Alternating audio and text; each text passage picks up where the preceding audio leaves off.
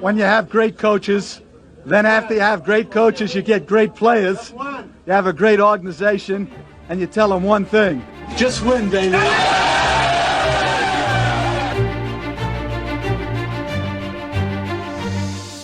You are listening to Just Pod, Baby, a Las Vegas Raiders podcast brought to you by silverandblacktoday.com. And now your host, Evan Groat. And let's go, Raider Nation. We are back for another episode of Just Pod, Baby, brought to you by the Silver and Black Today Media Group, Las Vegas's only independent Raiders news source. I tell you what, it feels like Las Vegas over here on the East Coast this past week. We've had some record high temperatures in my neck of the woods. Very uncharacteristic of this time of the year. 90s. We're talking 91, 92 degrees. So it's been scorching, but it's much better than 2 weeks ago on May 9th when snowflakes were flying. So I'm not going to complain about it. We're going to take it. Now, speaking of Las Vegas, I saw an article today online saying that a few of the casinos would be opening as early as June 4th. That's a good sign for the economy out there in Las Vegas. I know they got a long road ahead of them to recover, but it is a sign that things are moving in the right direction. And later in the show, you will hear the interview that Scott Gulbransen and myself did with the Raiders running back Jalen Richard. You don't want to miss that one. But we begin this week with taking an in-depth look at the Raiders running back position heading into the 2020 season. There's a lot of new faces in the room, and I will give you my early predictions on which running backs I believe make the team out of training camp, as well as discuss the impact that we can expect from each of them this season. Now, there's no question going into the season, we know who the leader in that backfield is, and that's Josh Jacobs. He had an outstanding rookie year last year. It didn't end the way he would have liked it, missing 3 of the final 4 games, but there's no denying the Raiders have a really, really good running back in Josh Jacobs. I expect him to be ranked among the top backs in the league next year when it's all said and done. Now, on top of all the great things that he did from a statistical standpoint last year, the thing that you love to see most from Jacobs was the toughness that he showed. Now, he had that shoulder injury that really plagued him for most of the season. He sustained that injury in Week 7 against the Packers. Okay, now think about that. He played nearly half the season with I believe it was a separated shoulder. Is that what it was? Okay. Guys like me and you, no way we can handle that kind of pain. Okay. He ended the year with 1,150 yards and 7 touchdowns. Spectacular. I mean, you could just see the difference he was making with that offense. Without all the wide receiver weapons, without any help on the outside, with stacked boxes, he still got it done. It was amazing. However, one area of his game that we were hoping, or we thought we would see him contribute much more was in the passing game. Okay, he only had 20 receptions on 27 targets. Now, as we look forward to this upcoming season, I think the natural progression in year 2 would be getting more involved in the passing game. We heard Gruden talk a lot about it after the draft in 2019, in the preseason, during training camp, how Jacobs was a complete back. But we really didn't see that. We know that he can do it, but we just didn't see it showcased on the field. So I think that's the next step that we can expect to see from him. Now, I know you have guys like Jalen Richard and Lynn Bowden Jr. this year who can also catch the ball, but I would love to see some design pass plays for Jacobs incorporated into the playbook this year. He's just so elusive in the open field. He's so hard to bring down. He makes people miss so easily. I think getting the ball in space more often could be a huge factor for this offense. Bottom line, if Jacobs can stay healthy, play 16 games, running behind that offensive line, I fully expect him to push for 1,500 yards this year, 10 touchdowns. I don't see why not. Now, our guest this week, Jalen Richard, he signed himself a nice 2-year deal in the offseason, $7 million. Nice payday for him. His role as a third down back is secure this season. I would assume Richard will see an uptick in his touches, though. That is the one prediction I'm going to make about him. When you think about the fact that DeAndre Washington is no longer in the picture, okay, and the reason I believe that this will be the case is because when you look at the number of touches from a year ago that Washington had, he had 177 touches to Richard's 75. So he out-touched him by 100. Now, those numbers got a bit inflated because Jacobs wasn't in the lineup three games down the stretch. And a lot of those carries went to Washington. But that's still 177 touches that need to go to someone. And I think Richard is the one who sees the bump. Jacobs obviously will take some of those carries if he's healthy for a full 16 games. Some of those carries will go to Jacobs and rookie Lynn Bowden Jr. as well. But I expect that Richard's catch totals, which were a little bit low last year, only 36 catches compared to 67 catches the year before, I expect to see that number a little bit higher, closer to 50. So, again, I expect a little bit more of a workload for Richard. Now, another one of the factors that I believe will work in Richard's favor is the lack of offseason training for the rookie Lynn Bowden Jr. And that's not a knock on Bowden at all, but it's hard enough to come into the league as a rookie. Not to mention he's going to be learning the position that he's not all too familiar with. Okay, don't forget in college he played receiver, and then he was changed to quarterback in his last season. Okay, so he really does not have a lot of experience as a running back. Okay, and I think for Bowden, he's going to be used both as a receiving back, possibly as a slot receiver, a change of pace back for Jacobs to give him a blow here and there. We know he's going to be used in special teams. He's got a lot to learn. There's going to be a lot in this kid's plate. So how quickly he can pick up on the mental side of the game and then have all that translate on the field physically will be a huge storyline for Bowden Jr. early in the season. And I would not be surprised to see Gruden lean on Jacobs and Richard much more early in the season. And then as the year goes on, as Bowden develops a little bit more, picks up on some of these concepts, then you start to see him featured a little bit more. That would be one of the predictions I make for him. Now, a few more thoughts on Bowden. I love the skill set that he offers. I think he's definitely an upgrade as a runner over both Richard and Washington from last season. I think he's a better runner than both. I hope to see him line up in the slot at times, possibly get him on the field with Richard or with Jacobs, really make some matchup nightmares out there for defenses. I mean, the options are just endless. You could put Renfro and Bowden in the slots. I mean, it would be beautiful. So many options, a lot of different matchups that you can look to expose. And again, don't forget, he will also be used on special teams in the return game. So I'm excited to see what Lynn Bowden Jr. brings to the team this year. And that, of course, that leaves three other running backs who are currently on the roster. You've got Rod Smith, Devontae Booker, and William Stanback. And I think this is where things get interesting. If you're looking for a possible battle or any kind of drama at the running back position, this is where it is, because last year out of camp, Gruden kept four backs. It's possible that these three men do not make the roster. It's very, very possible. I just can't see any way they carry five running backs right now. Don't forget, they got Ingold too. He's included. So you got the three backs that I mentioned already. Ingold makes four. The one thing I will say is that other than Jacobs, they don't really have that bruiser, a short yardage guy.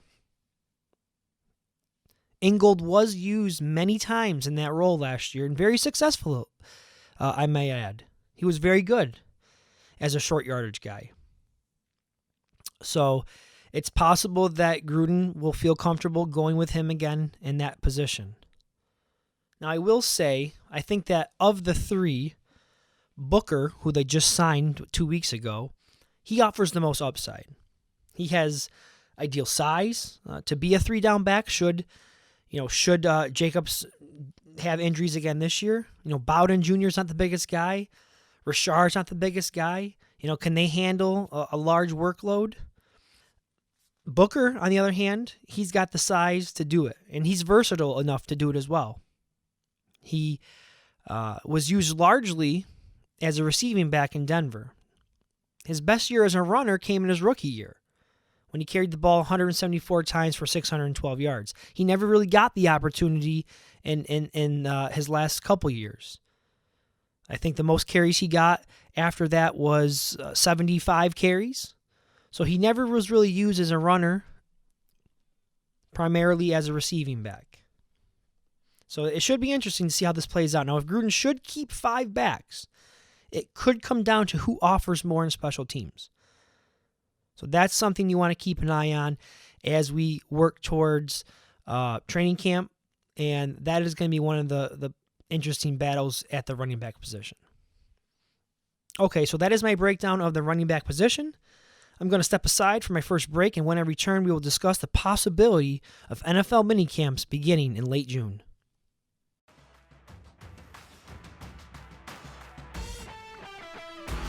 Looking for a Raiders radio show and podcast with A-list guests and analysis of the Silver and Black? Make sure to catch Silver and Black today on CBS Sports Radio 1140 AM in Las Vegas. Streaming nationwide on the free radio.com app. Join the team every Sunday from 8 to 10 a.m. Pacific Time, or if you miss it live, subscribe to the show on Apple Podcasts, Google Play, Spotify, or wherever you get your podcasts. Silver and Black Today, Las Vegas' only all Raiders talk show from the capital of Raider Nation, Las Vegas.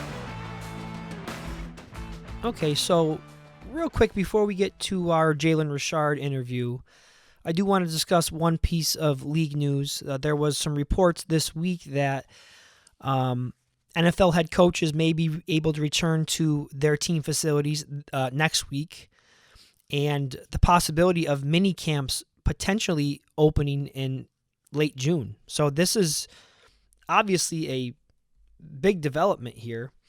Many states now the governors have given sports teams the okay. I know New York being one of them, giving professional sports franchises the okay to move ahead with training camps and whatnot. And so this story, I'm actually reading this from Yahoo Sports right now. Mini camps, including players, could be scheduled as early as June 15th or as late as June 27th, okay, depending on COVID-19 data and whether a handful of franchises get the go-ahead signal from their state governments to resume full operations. One of the big factors in all of this, obviously, is the state of California and Governor Gavin Newsom out there. They're going to serve as a big-time hurdle in all of this. Whether or not he gives his state the okay to begin sports teams beginning training camps and whatnot, he could hold the key to all of this. Because remember, the main factor in all of this is equity. Coaches and players will not be allowed into the building until all 32 teams get the okay from their state governments. So if Newsom opens the way for a full team operation, then the league could begin to give the NFL franchises the option to hold mini camps at some time in June. Okay, and that was something that, a few weeks ago, honestly, I didn't think was possible. Again, it could be all speculation, but the fact that it's at least being discussed is a good sign. Now, there was some reports refuting this. J.C. Treader, who is with the Cleveland Browns, he's the center from the Browns, he disputed this, not accusation, but this speculation, I should say. He is the president of the NFL's Players Association, and he said that he put out a tweet saying that the Players Union, has not agreed to any reopening plan, and that any reports about coming back to work are purely hypothetical at this point. Okay, and that he says that you will hear from the NFL Players Association when there are new developments in this situation. So, again, to me, it's a good sign because it means we're getting closer, and I think that it would be huge for teams if they could get coaches and players on the field working together before training camp. Again, I just spoke about how Lynn Bowden Jr., rookies out there, are going to have a huge learning curve. quarterbacks coming over to new teams with teams with new head coaches. There's going to be major learning curves out there, and it's very difficult for teams to get that type of work done virtually. It's just not the same. Trust me, I'm a teacher, and I've been doing this distance learning now for 12 weeks. It's not the same, okay? Students are struggling. It's not as easy for them to learn new information from afar. There's nothing like being in the classroom, being hands-on with your students, and the same goes for coaches and players on a football field. There's nothing like, getting those practice reps. So we'll see, something to definitely monitor, and but it does seem more and more likely that you're definitely going to have football this year. That seems like a 100% likelihood that you are going to get football. You're most likely going to get training camp in July, and now it's just a whether or not do we get mini camps at some point, and at some point in the season, do we get to have fans in the stands? That's going to be the next major hurdle that the NFL has to tackle, and there's still plenty of time to figure that out. There's no big rush. I mean, it's we're approaching June. Still plenty of time to wait and see how the numbers, what the data tells us, and we'll see. But things are definitely looking up for the NFL. Okay, with that being said, I do want to bring in our guest this week, and that is Raiders running back Jalen Richard. I was joined on the interview this week with host of Silver and Black Today, Scott Gulbransen. So I hope you enjoyed the new format with Scott and I doing this interview together. And without further ado, here is Jalen Richard. All right, let's turn it over to Jalen. And Jalen, we want to thank you for joining us here. And listen, the first thing that I want to ask you is about longevity. You have been through 2 separate front offices, 2 different coaching staffs, and this year the Raiders gave you that 2-year contract, some nice guaranteed money there for you and your family. Tell us, how have you been able to persevere with everything around you changing? Instead of the changes happening around me, I just mainly focused on the changes that I could create for myself with my game. I really just focused on every year, like a big part of my game is just self-evaluation. Like after every year, what did I do right? What did I do wrong? Where can I improve in my game? Where did I see my game maybe take a step back or just self-reevaluate every year. And every year I feel like I've gotten better in my game. I've gotten smarter. I've really, molded myself into the role that I play, which is third down right now for the Raiders. Where you see most of me, where I get most of my action. I think I molded myself into a great third down back in this league. So, it was just all about playing football. I understood what I could control, and that's my game. I can't control the staff around me, and we have other people that hire those guys. All I have to worry about is just playing ball, and everything else is gonna be taken care of. So that's what I focus on. Now, Jalen, you are one of the few that has survived and remained on the roster from the Coach Del Rio and Reggie McKenzie era. And there's plenty of reasons why you have found your way with Coach Gruden and his offense, but clearly you possess 2 traits that Gruden looks for in his backs. One is the ability to catch the ball as a receiver out of the backfield, and the other one is to pass protect. We've seen you time and time again willing to stick your nose in there and pick up a blitzing linebacker. Explain to us what your mentality is and what you think it takes to be successful as a running back in pass protection. It's all I want to. You just got to want to block. Honestly, some dudes be scared or scary. It's dog-eat-dog world out there, man. It's man versus man. That's what it comes down to. Just a want to do it. Because I ain't the biggest guy. A lot of the guys I be blocking be bigger than me. But I want to block them. And again, that self-evaluation, I've been taught from great coaches, the different coaches that I've had. You talk about those different coaches staff that I've been with, and I've been blessed to have great RB coaches every year, and taking little bits and pieces of their techniques and making it my own technique, and again, just perfecting my craft, and being very competitive and going out there and wanting to do whatever it is I'm asked to do to help the team win, whether that's the ball in my hand or not. So that's what I say. It just comes down to a want to in the NFL at pass pro. Again, we are joined by Raiders running back Jalen Richard. Now, Jalen, you came into the league as an undrafted free agent and, just hoping to make the roster. And now you just signed that 2-year deal. We just talked about it. And you're entering your 5th year with the team. How has your approach to the game changed versus since your rookie year? It's changed a little bit, but I would say it's pretty much the same. I get my work in. I believe in whatever you put in, you get out. So I'm definitely always working, but the work has changed a little bit. I incorporate a little bit more Pilates now, a lot more stretching. Obviously I'm young. I'm 26, but in football years, I'm going on year 5.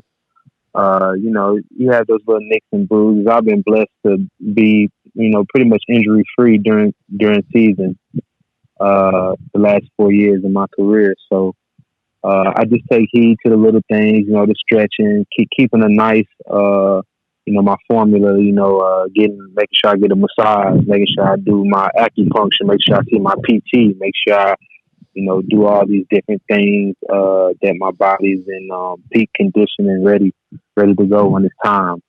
So, I think that's about the only thing that's changed because I had to learn that. I didn't come in the league knowing all these things. I wasn't introduced to no acupuncture.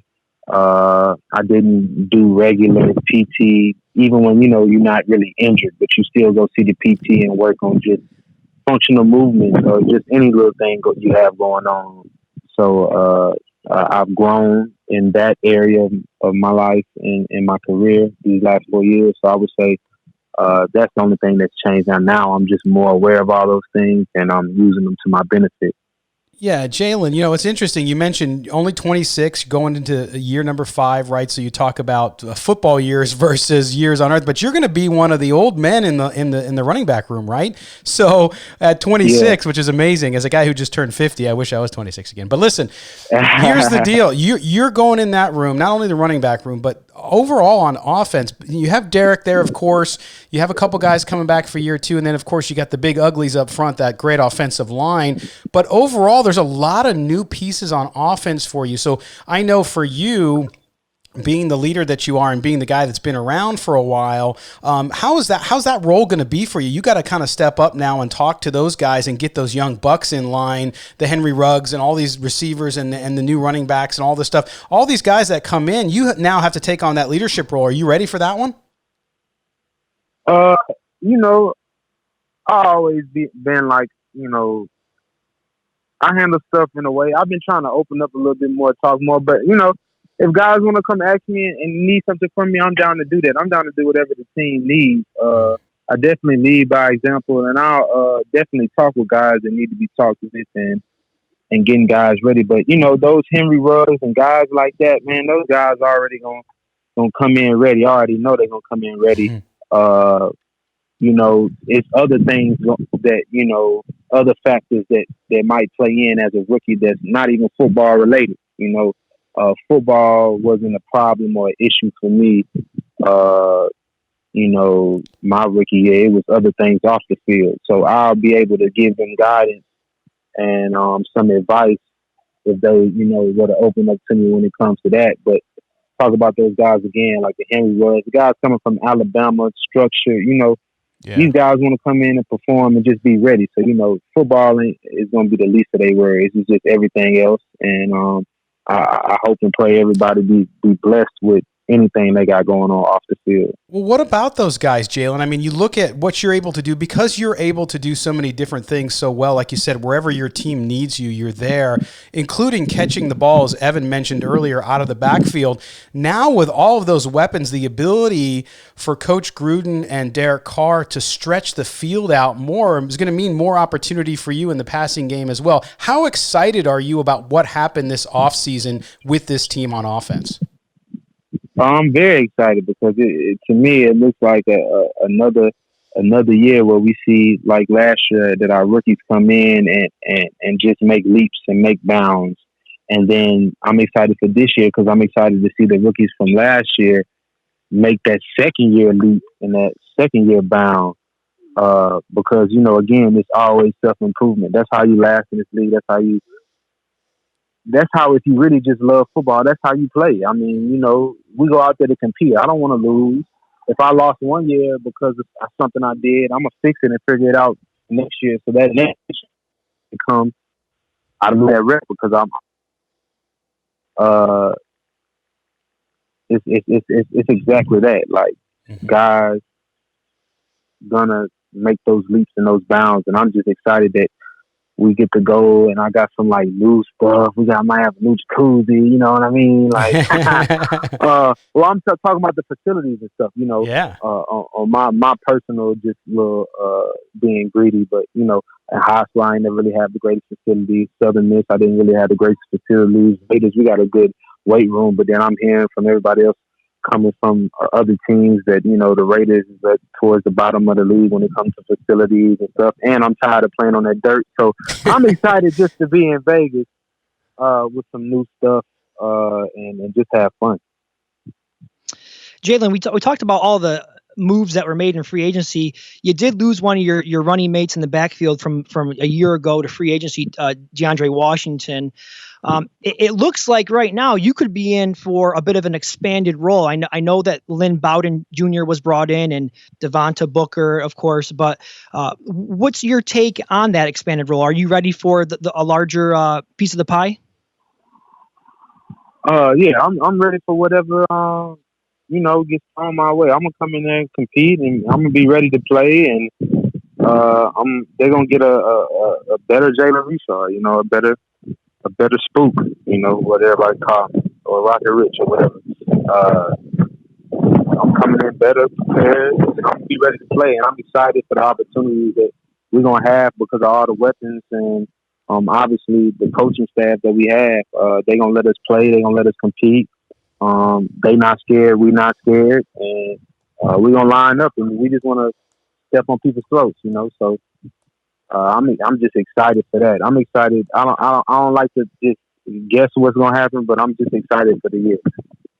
That's awesome. And Jalen, I know, you mentioned, we read your story in The Athletic that Vic Tafur did, where you shared with everybody kind of your off the field issues as a young guy coming out of the college ranks in the NFL, and that, money was tough at first. And that's not unusual, not only for football players, but for a lot of young people who come out who haven't had experience managing their money and knowing what to do with it. You've gotten on top of that now. You even have your own business. You have a marketing business. You got a certificate from Harvard Business School. Tell us a little bit about your interests off the field with that and what you're going to be doing in the marketing world.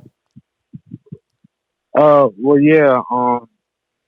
First of all, coming in, didn't even know too much about money. Ended up going broke like probably a month before I had to go back to work on my second year, a month before the season started. So I had to borrow about like a month's worth of money from my agent.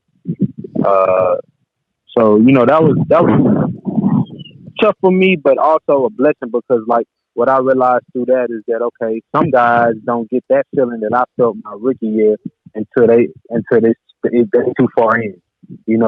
Some guys do what I did my rookie year. So I kind of felt blessed that it happened then, so that I had the time to bounce back from it.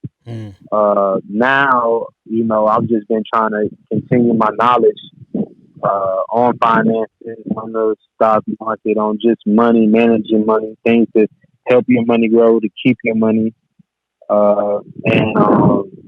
This opportunity I had with the marketing company was me and my manager, just thinking about different ways to market different guys. And understanding that there's a market for top tier, Pro Bowl caliber guys, and then there's a market for guys that might not be in the camera as much, but are NFL guys, and companies and people want to be established with them. So we got together and formed Privé, and now we just, reaching out to guys to help them with their marketing and put money in their pockets and build relationships with these companies that have, a lifetime, not just something small and short.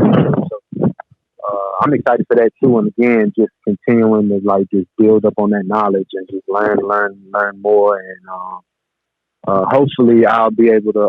One of my goals is to like get all the way into the actual master's program at Harvard and end up getting my master's from Harvard. So that's the next step. So.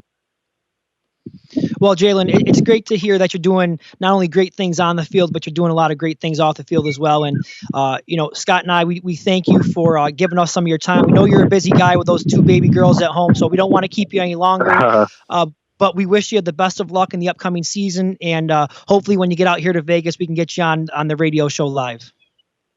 Shoot, yeah. All good, man. I appreciate y'all. All right, Jalen. Take care, my friend. Take care, y'all. Have a good one. All right, we're back here on Just Pod Baby, and I want to thank Jalen Richard for joining me on the show, and I want to thank Scott Gulbransen for helping me out with the interview. And if you haven't done so yet, be sure to check out that interview on The Athletic by our guy, Tayshaun Reed, who was a former guest on this podcast.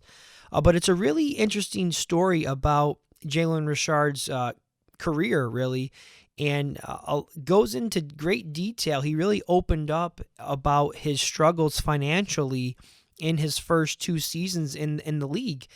How he did not have a very good understanding about how to manage his money, how he felt he had to provide for a lot of others back home, his family, and he found himself broke, believe it or not, at one point. And I think the interesting thing is we think as fans that these players are all rich guys, but they're not. The non-superstars in the league, undrafted rookie free agents, you're not making top dollar, and you can't go out and live this lavish lifestyle. And I think he learned that the hard way, and it's glad to hear that he now has his finances under control, and he's doing really well with that. And he's also taken the time to educate himself on how to manage money and how to, maintain that level of security, not only during his playing days, but, throughout the rest of his life. And that's really what it's about. All right, guys, you know what that means. It's going to do it for this week's episode of Just Pod Baby with your host, Evan Groat. Hope everyone enjoyed the show. Listen, I'm going to keep grinding for you. Do me a favor, leave me a rating and a review. Tell me what you like about the show. We'll catch you next week. And as always, just win, baby.